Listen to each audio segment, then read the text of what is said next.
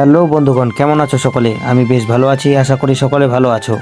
আমরা আসছি কালী মন্দিরে দাদা আর বৌদির অপেক্ষায়। এখানে দাদা এবং বৌদি আসবেন। এই গাড়ির মধ্যে রয়েছে দাদা এবং বৌদি। নাচতে নাচতে পৌঁছে যাব বৌদির শ্বশুর বাড়ি। স্মৃতির পাতায় জমা থাক এই মিষ্টি পথ পাড়ি। কিভাবে দাদা এবং বৌদিকে নাচতে নাচতে আমরা বাজার থেকে নিয়ে আসতেছি একবার দেখো।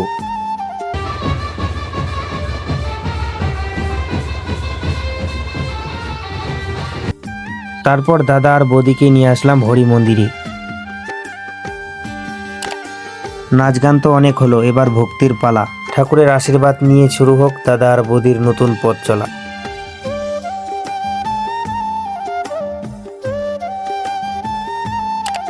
দাদা আর বৌদির নাচে জমজমাট আসর। নাচতে নাচতেই বৌদি শুরু করলো তার নতুন জীবনের পথ চলা। শ্বশুর বাড়িতে পদার্পণ হোক সুখ আর শান্তিময়, এটাই কামনা করি।